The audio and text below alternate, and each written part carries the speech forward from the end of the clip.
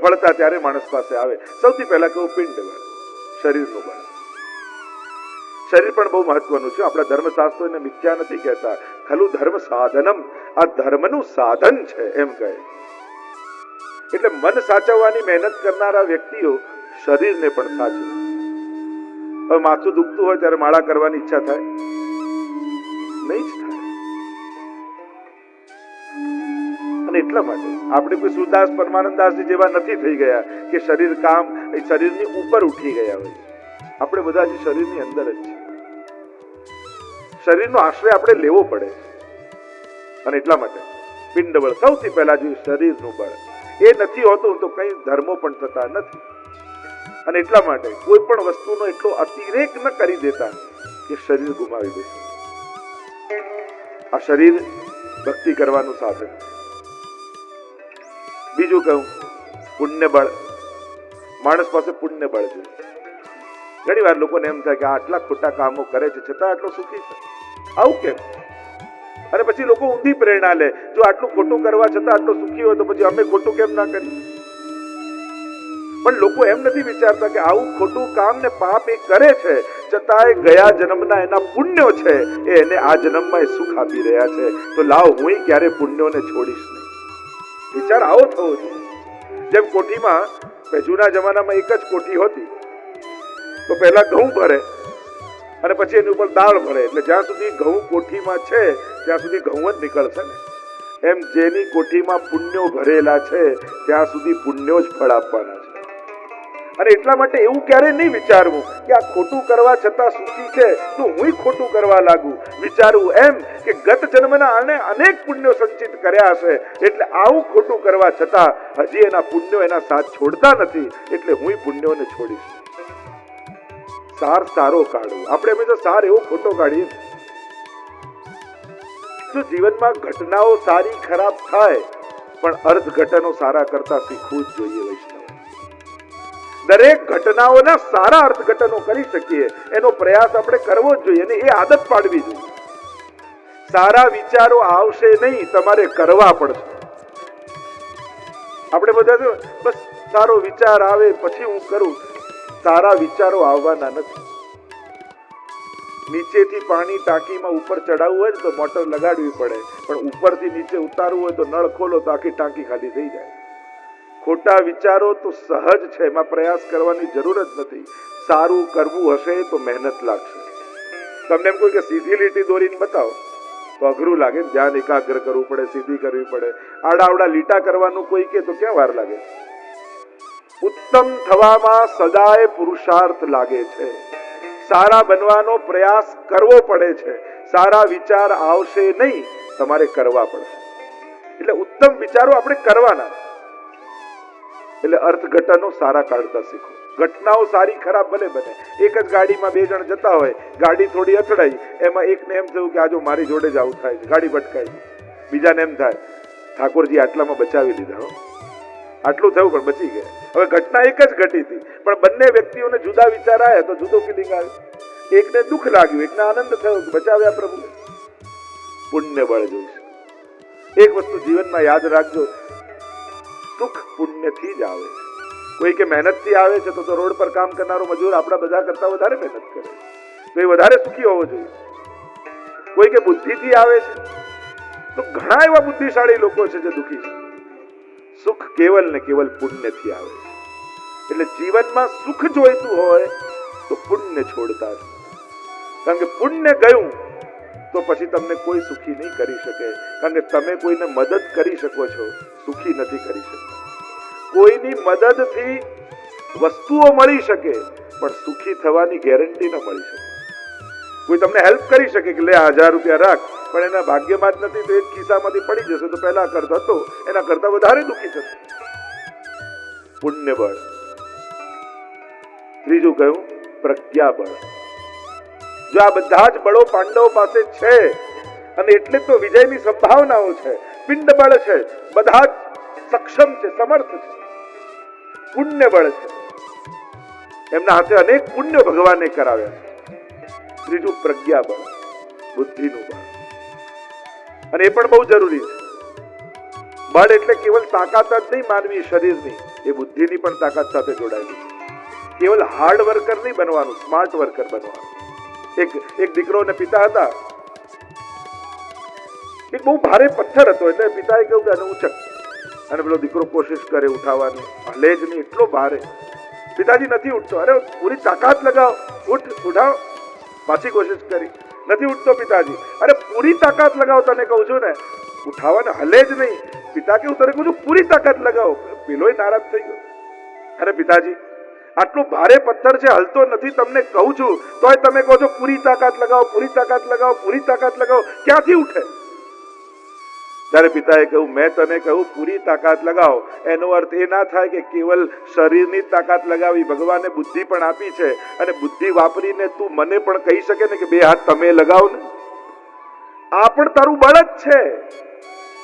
તારી બુદ્ધિ ચલાવી તે મને બોલાવ્યો હોત. ઘણા લોકો સમાજમાં હું જોઉં, હું કરી લઈશ, હું એકલો કરી લઈશ, પોતે દોડીને થાકી જાય, પણ 4 જણાને ભેગા લઈને કામ પતાવતા ના આવડે. આ પણ બળનો એક ભાગ છે. તમારી બુદ્ધિ પણ તમારા બળનો એક ભાગ છે. તમે 4 ને સાથે લઈને એક કામ થાય એમાં તમારું ધ્યાન હોવી જોઈએ. હું જ કરું એ જરૂરી નથી.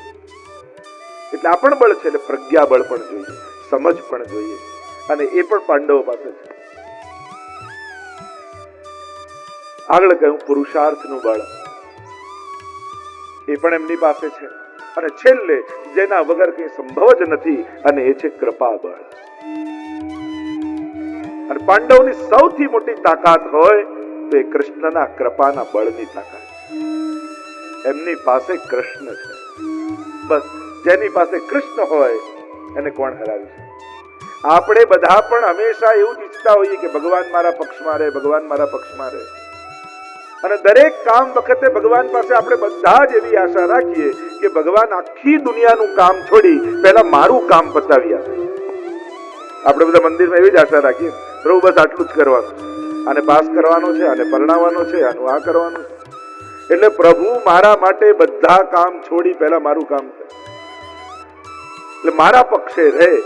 ભગવાન આપણી પક્ષે રહે તો કહીએ છે, પણ આપણે ભગવાનના પક્ષે હોઈએ છે એનો વિચાર આપણે કરતા નથી.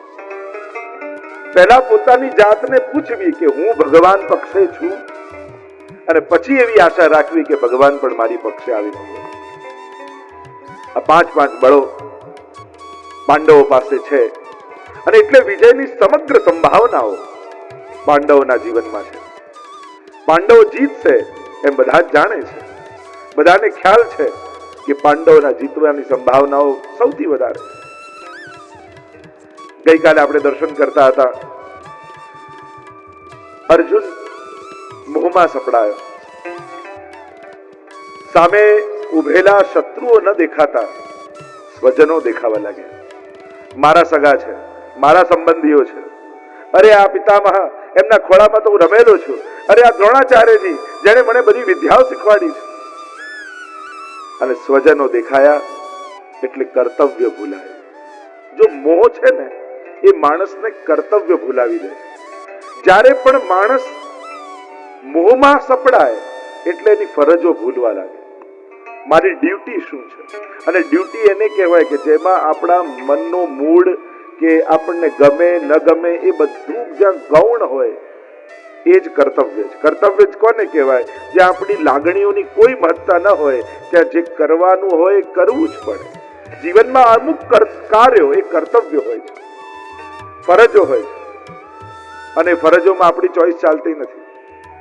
માતા પિતાની સેવા એ આપણી ફરજ છે. એમાં એ જો આવો સ્વભાવ બદલી નાખે ને તો મને વાંધો નથી. એ આટલા થોડા બદલાઈ જાય, આપણે બધાને સ્વીકારવા છે, પણ આપણા જેવા ગમતા થઈ જાય પછી આપણને એમ કોઈ નહીં કે મને એમ કોઈ વાંધો નહીં, આ થોડોક સ્વભાવ બદલી નાખે ને. હવે તું 40 વર્ષનો થયો, તું તારો નથી બદલી શકતો, એ 70 વર્ષના થયા, એ ક્યાંથી એનો બદલે? જેને એક જ કાર્ય વર્ષો સુધી કર્યું હોય અને જેને આદત પડી હોય એ કેમ બદલાય? તો આપણે આપણી જાતને નથી બદલી શકતા, તો એને બદલવાની કઈ? એટલી તો મેં દુનિયામાં ઘણી જગ્યાએ જોયું, બધાને એમ જ હોય કે બસ એમ સાસુ થોડા આટલા બદલાઈ જાય તો મને વાંધો નથી, મમ્મી આટલા થોડા બદલાઈ જાય તો વાંધો નથી, પત્ની આટલી થોડી બદલાઈ જાય તો વાંધો નથી, પતિ આટલા બદલાઈ જાય તો વાંધો નથી. સ્વીકારવાની વૃત્તિ એ બહુ મોટી વાત છે. આ દુનિયામાં કોઈને પણ બદલવું અઘરું છે, કારણ કે સ્વભાવ તો માણસની સાથે પેદા થાય છે, પણ એને કેટલો સ્વીકારી શકીએ છે જીવનમાં એનું મહત્વ છે. અર્જુનને મનમાં મોહ જાગ્યો, મારા સ્વજનોને મારીને મારે કાંઈ જોઈતું નથી. અરે આ બધા લોકોને મારી મને મળશે શું? મનમાં દુર્બલતા આવી, ગાંડીવ છૂટી ગયું, પડી ગયા નીચે. આંખમાંથી ચોધાર આંસુ અર્જુનની આંખમાં છે. હું નહીં લડી શકું, મારે આમાંથી કાંઈ જોઈતું નથી. અને એવી સુંદર સુંદર બધી વાતો કરી જે કાલે આપણે ચર્ચા કરી કે અર્જુને ભગવાન મારા હામાં હા પૂરી દે, મારી જોડે સહમત થઈ જાય, એના માટે બહુ સારા લોજિકો આપ્યા. પણ ભગવાન જુદી દ્રષ્ટિએ જુએ છે. ભગવાન જુએ છે કે આને દયા નથી, આને કરુણા નથી, આને મોહ જાગ્યો છે. આને મારવા જોડે વાંધો નથી, પણ મારા સ્વજનોને ન મારું ત્યાં તકલીફ આને છે. અને એટલે ભગવાન સમજ્યા. બધી જ વાતો પોતાના એ મનોભાવને છુપાવવા માટેની સારી સારી વાતો કરી. જેમ ધૃતરાષ્ટ્રને મામકાથી શરૂ થયું હતું, એમ અર્જુનને પણ મામકા મનમાં જાગી ગયું, આ બધા મારા છે. એ ધૃતરાષ્ટ્ર વૃત્તિ અર્જુનના મનમાં જાગી ગઈ. ભલે પાપના પક્ષમાં છે, પણ મારા છે તો કેમ મારવા? અને પછી તો અહંકાર આવ્યો. અને અહંકાર બે પ્રકારનો, એક હું કરું એ અહંકાર, અને બીજો હું નહીં કરું તો નહીં થાય એ પણ અહંકાર. એટલે અર્જુનને એવો અહંકાર થયો કે હું નહીં મારું તો આ બધા બચી જશે, જો મારીશ તો સમાજમાં આખો વિચાર ફેલાઈ જશે, પ્રજા બધી વર્ણશંકર થઈ જશે, અને પોતાના વ્યક્તિગત પ્રોબ્લેમને આખો સમાજમાં ફેલાઈ જશે એવો ભાસ અર્જુનને થયો. એને થયું કે પ્રભુ મારી હામાં હા કરીને જોડાઈ જશે. પણ પ્રભુ તો કૃષ્ણ છે, સમજી ગયા કે રોગ ક્યાં છે. અને ભગવાને કહ્યું ક્લબ્યમ્માસ્મ ગમપાર્થ, આમ નપુસકની જેમ વાત ન કરીશ. તું આ બધા તારા કર્તવ્યોથી છોડીને કઈ પામી શકવાનો નથી. અર્જુન કહેવા લાગ્યો, અરે પ્રભુ, આ સ્વજનોને મારવા કરતા તો ભિક્ષાવૃત્તિ કરીને હું જીવીશ, માંગીને રહીશ. પણ સ્વજનોના લોહીથી ખરડાયેલું આ રાજ્ય, આ ધન, આ સુખ હું કેમે કરીને નહીં પામી શકું. પૂજ્ય પરમ શ્રદ્ધેય પૂજ્ય શ્રી પિતૃચરણ વિદુનાથજી દાદાભાઈ, ચિરંજીવી શ્રી જયદેવલાલજી, એમાં ઉપસ્થિત સર્વે વલ્લભીજનો, શ્રીમદ ભગવદ્ ગીતાના દ્વિતીય અધ્યાયનું આપણે દર્શન કરી રહ્યા છીએ. સાંખ્ય યોગ. અર્જુનમાં મનમાં જાગેલો મોહ. એમ તો તુલસીદાસજીએ કહ્યું, બિનું સત્સંગ ન હરિ કથા, તેહી બિનું મોહ ન ભાગ. મોહ ગયે બિનું રામ પદ, હોઈ ન દ્રઢ અનુરાગ. સત્સંગથી મોહ જાય. અને ભગવાન તો અનેક રૂપે અર્જુનના મોહનું નિવારણ કરી રહ્યા છે. એને આદેશ કહો, ઉપદેશ કહો, સલાહ કહો, સૂચન કહો, સંકેત કહો, નિર્દેશ કહો, એ જ સંવાદ અનેક રૂપે અર્જુન અને કૃષ્ણની વચ્ચે થઈ રહ્યો છે. મનમાં જાગેલો આ વિવાદ ભગવાનના સંવાદથી શાંત થવાનો છે. અને અનેક રૂપે ઉપદેશ આપી નિવારણ થઈ રહ્યા છે અર્જુનના મોહના. અને છેલ્લે ગીતાજીના અંતમાં નષ્ટો મોહ સ્મૃતિર્લબ્ધા તત્પ્રસાદાન્મયાચ્યુત સ્થિતોસ્મિ ગત સંદેહ કરીષ્યે વચનમ તવ. ત્યાં જઈને ગીતાજીની પૂર્ણાહુતિ થઈ છે. મનમાં જાગેલો એ મોહ મારા છે તો કેમ મારવા? ભલે ને પાપના પક્ષે હોય, હું જતો રહીશ પણ એમને નહીં રોકું, એ પણ પાપ છે. જેમ પાપ કરવું અને પાપ ન રોકવું એ પણ પાપનો સાથ કહેવાય. 7મા શ્લોકનું આપણે દર્શન કરીએ. અર્જુન પોતાના હૃદયના ભાવોને ભગવાન આગળ ઉદ્ઘાટિત કરી રહ્યો છે. અર્જુન ભાગ્યશાળી છે કે એની નિકટ ભગવાન છે. અને એટલે જીવનમાં સારા ખરાબ વિચારો તો ચાલતા જ રહે, પણ કોઈ સદગુરુ યા સંત યા સજ્જન યા ભગવતીની સાથે રહેવું, સંગ સારો હશે ને તો ઘણાથી બચી શકાશે. ઘણી વાર આપણને સંગ માટે એમ થાય કે હું ક્યાં કરું છું, હું ક્યાં કઈ ખોટું કરું છું. આ તો ખાલી સાથે હોય છે, પણ સંગનો બહુ મહત્વ છે. સંગ ક્યારેક ને ક્યારેક એનો પ્રભાવ બતાવે છે, અને એ જ્યારે પ્રભાવ બતાવે છે ત્યારે માણસ પોતાના સ્વકર્તવ્યોને ભૂલી અને ભટકી જતો હોય છે. અર્જુન ભાગ્યશાળી છે, ભગવાનનું સાનિધ્ય છે, અને એટલે જ વૈષ્ણવે પણ યા પ્રભુનું સન્મુખતા રાખવી, ગુરુનું સાનિધ્ય રાખવું અને વૈષ્ણવનો સંગ રાખવો. અને સંગ ભલે 5 મિનિટ પણ પ્રભુની સન્મુખ થાવ ને, હું તો હંમેશા કહું 2 મિનિટ પણ બેસો ઠાકોરજી આગળ. તમે ગમે તેટલા વ્યસ્ત હો જીવનમાં, ભલે ગમે તેટલા વ્યસ્ત હો, પણ ઘરે ઠાકોરજી પાસે 2 મિનિટ બેસો. આપણને જ્યારે દેખાશે દેખાશે, પણ એ મને દેખી રહ્યો છે એવો ભાવ રાખીને પણ એની સામે બેસો. એની દ્રષ્ટિ પડશે ને તો કેટલા અપશુકનોથી, દુર્વિચારોથી, દુર્વ્યવહારોથી બચી જશો એની નજરમાં.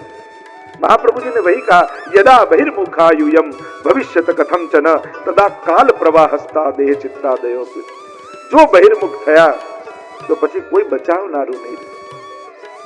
તમે ક્યારે જીવનમાં વિચાર કર્યો છે કે મારા જીવનમાં આટલા બધા દુસ્સંગો, આટલા બધા વિચારો, અનેક પ્રકારના વિચારોથી ઘેરાયેલો હું, મને બચાવનારો કોણ? મારી પાસે મને કોઈ બચાવનારો છે? મને કોઈ ઉગારનારો છે? મને કોઈ રોકનારો છે? જીવનમાં કોઈ એક એવી ખીટી ગોતી રાખજો કે જ્યારે નદીમાં પ્રવાહ વધે ને તો આપણી નાવને ક્યાંક બાંધી શકીએ. कोई कैसी खींटी हर एक व्यक्ति को अपने जीवन में रखनी चाहिए, कारण કે આ ક્યારે જળ વધે ને તણાઈ જઈએ ને આપણને ખબર નથી હોતી. આ સંજોગોના જ્યારે પ્રવાહ વધતા હોય છે, વિચારોના પ્રવાહ જ્યારે વધતા હોય છે, ત્યારે કેટલું નક્કી કરેલું બધુંય ભૂલાઈ અને આપણે તણાઈ જતા હોઈએ. અને એવા સમયે જેને મજબૂત ખીટી ગોતી રાખી હોય ને એ જ બચી જતો હોય છે. એટલે આપ સૌને હું અપીલ કરીશ, જીવન में कोई एक ऐसी खीटी ढूंढ रखो, કોઈ એક એવો વ્યક્તિ, કોઈ વિચાર, કોઈ ગ્રંથ, કોઈ પણ એક ખીટી કે જેની જોડે આપણી જાતને બાંધી રખાય. અને બંધન નથી, એ સુરક્ષા છે, એ ટેકો છે તમારો. એ નાનકડી વેળના વિકાસને જેમ લાકડી રોપીએ અને એનો બંધન ન કહેવાય, લાકડી એનો ટેકો કહેવાય, એમ એ તમારું બંધન નહીં હોય, એ તમારો ટેકો હશે. અરે બીજું કાંઈ નહીં તો 8 દર્શનમાંથી કોઈ એક દર્શન કરવાનો નિયમ, એ એટલો 2 મિનિટનો નિયમ હશે ને, ઘણાથી બચી જશે. પણ કંઈક સારું જીવનમાં, કોઈક શુભ જીવનમાં રાખો. અર્જુન પોતાના ભાવની, હૃદયની વ્યથાને વ્યક્ત કરતા કહે, એક વાત બહુ સારી સારા સમયે કરી. જો ઘણીવાર સમય સાચવી લઈએ ને તો એ ઘણું બધું મળી જાય. ઘણીવાર લોકો બધા પાઠ કરતા હોય, સેવા કરતા હોય, બધા ગ્રંથો વાંચતા હોય, પણ સમય સાચવતા ના આવડતું. ઘણીવાર જે ક્ષણે સાચવવાનું હોય એ ક્ષણો ચૂકી જાય. એટલે ઘણીવાર એને થાય કે આટલું કરું છું તોય હું રહી ગયો, કારણ કે તું ક્ષણોને ન સાચવી શકે. અને ઘણા એવા કંઈ ન કરતા હોય પણ સાચા સમયે પકડી લે અને તરી જાય. એમ ઘણીવાર ક્ષણોને સાચવતા માણસને આવડવું જોઈએ. अर्जुन ने एक बात बहुत बढ़िया की, अभी तक जिसको सारथी मान रहा था ऐसे कृष्ण, जिनको अभी तक मित्र मान रहा था ऐसे कृष्ण, जिनको अब तक अपना भाई मान रहा था ऐसे कृष्ण को योग्य समय में गुरु बना लिया. 4 वस्तु આ શ્લોકમાં અર્જુને કહી. સૌથી પહેલા કાર્પણ્ય દોષોપહત સ્વભાવ, ધર્મ સમ્મૂઢ ચેતાહ. હું કેવો થયો છું? ધર્મ સમ્મૂઢ. એટલે કે શું ધર્મ, શું અધર્મ, શું કરવું જોઈએ, શું ન કરવું જોઈએ, શું વિચારવું જોઈએ, શું ન વિચારવું જોઈએ, મારા માટે શું સારું, શું ખરાબ, એ હું સમજી શકતો નથી. ક્યાંક આજ તો સ્થિતિ આપણા બધાની નથી. આપણે બધા ક્યાંક धर्म सम्मूढ़ नहीं. मुझे क्या करना चाहिए और क्या नहीं करना चाहिए. पर जो व्यक्ति अपना कल्याण और हित नहीं, માણસની તકલીફ શું છે? સુખને ઓળખે છે, હિતને ઓળખી શકતો નથી. આપણે બધા સુખને ઓળખી જઈએ, દૂરથી ઓળખી જઈએ, અરે સ્વપ્નમાં જાણી જઈએ. સુખને બધા જ ઓળખે કે આ મળે તો સુખ થાય, પણ આનાથી મારું કલ્યાણ થાય એ જાણી શકતા નથી. સુખને પકડતા આવડે છે માણસ, કલ્યાણને ઓળખી શકતો નથી. અને આજ આપણા બધાની દશા છે. ચોકલેટ સામેથી ખોલીને ખાઈ લે, પણ દવા તો પીવડાવવી જ પડે. અને એ જ આપણા બધાનું મનોદ્રષ્ટિ છે, મનોવૃત્તિ છે. સુખને ઓળખીએ અને સુખની પાછળ દોડીએ, પણ હિતને ઓળખતા નથી ને કોઈ બતાવે તો ગમતું નથી. તકલીફ ત્યાં છે. ન ઓળખે એનો વાંધો નહીં, પણ કોઈ કહે તો એ આપણો દુશ્મન બનાવી દે. મને જ કે કેમ કરો છો? કારણ કે એ તને પ્રેમ કરે છે એટલે. ઘણી વાર પરિવારોમાં સંબંધીઓમાં એવું થાય, હવે મા બાપને ચિંતા વધારે કોની થાય? એક બહુ હોશિયાર છોકરો હોય, ભણેલો ગણેલો હોય, બધી રીતે પોતાનું કામ બધું કરી લેતો હોય, અને બીજો હોય તોફાન જ કરતો હોય, ભટકતો હોય, ભણતો ના હોય, તો મા બાપને ચિંતા વધારે કોની થાય? સારા દીકરાની કે બગડેલા દીકરાની? જ્યાં નબળું દેખાય ત્યાં ચિંતા વધારે હોય. અને ભગવાન એટલે જ આપણા બધાની ચિંતા વધારે છે કે આપણે આ બધું કરી શકતા નથી. મૂળ વાત છે, કોઈ કહે છે, એ હિત બતાવે છે, તોય માણસને ગમતું નથી. અર્જુનની પરિસ્થિતિ આ છે. ધર્મ સમૂઢ, શું ધર્મ અને શું અધર્મ ઓળખી શકતો નથી. બીજું કહ્યું, યત શ્રેયસ્યાદ નિશ્ચિતમ બ્રૂહિ તન્મે. મારું કલ્યાણ શેમાં છે એ મને કહો. અર્જુનનો એક પ્લસ પોઈન્ટ એ છે કે એની પાસે ભગવાન છે, ને ભગવાનને કહે છે મને મારું કલ્યાણ બતાવો. કારણ કે મને મારી દ્રષ્ટિ એમ લાગે છે કે યુદ્ધ ન લડવું જોઈએ, મારવા ન જોઈએ, મારા સગા છે, સંબંધી છે, એટલે હું આ સાચું કરી રહ્યો છું કે ખોટું, આપ બતાવો, મારું કલ્યાણ શેમાં. આ સૌથી મોટો પ્લસ પોઈન્ટ અર્જુન કે એને ભગવાનને પૂછ્યું. ત્રીજું, શિષ્યસ્તેહમ, હું આપનો શિષ્ય બનું છું. આ સૌથી મોટો સદગુણ અર્જુનમાં આવ્યો. એ જ ક્ષણે ભગવાનને ગુરુ બનાવી લીધા. જીવનમાં કોઈ સદગુરુ જોઈએ ને. ગીતાજીમાં ભગવાન આગળ કહેશે, તદ વિદ્ધિ પ્રણિપાતેન પરિપ્રશ્નેન સેવયા ઉપદેક્ષંતિ તે જ્ઞાનમ જ્ઞાનિનઃ તત્વદર્શિનઃ. તું કોઈ એક ગુરુની શરણમાં જા, એની સેવા કરી, એનો પ્રિય બની અને તારી જિજ્ઞાસાને શાંત કર. ત્યાં ભગવાન આગળ કહેશે, મેં જે 4 સંબંધોની વાત કરી હતી ભગવાન અને અર્જુનના, વ્યક્તિ 2 છે, એ કૃષ્ણ અને અર્જુન, પણ સંબંધ 4 છે. સંવાદ 4 રૂપે થયા છે. પહેલો સારથી અને રથી વચ્ચે, બીજો ગુરુ અને શિષ્ય વચ્ચે, ત્રીજો 2 સખાઓની વચ્ચે, ચોથો ભગવાન અને ભક્તની વચ્ચે. આમ 4 વ્યક્તિત્વે 2 જણાના સંવાદ ગીતાજીમાં. શિષ્ય થયો છે, પોતાની જાતને આપણા ચરણોમાં સોંપી છે, અને શિષ્ય થયો એટલે આપની આજ્ઞા એ જ માટે સર્વોપરી છે. હવે હું મારી બુદ્ધિ ચલાવવાનું બંધ કરું છું, મારી જાતને આપના ચરણોમાં શરણાગત કરું છું. હવે આપ જેમ કહેશો એમ કરીશ.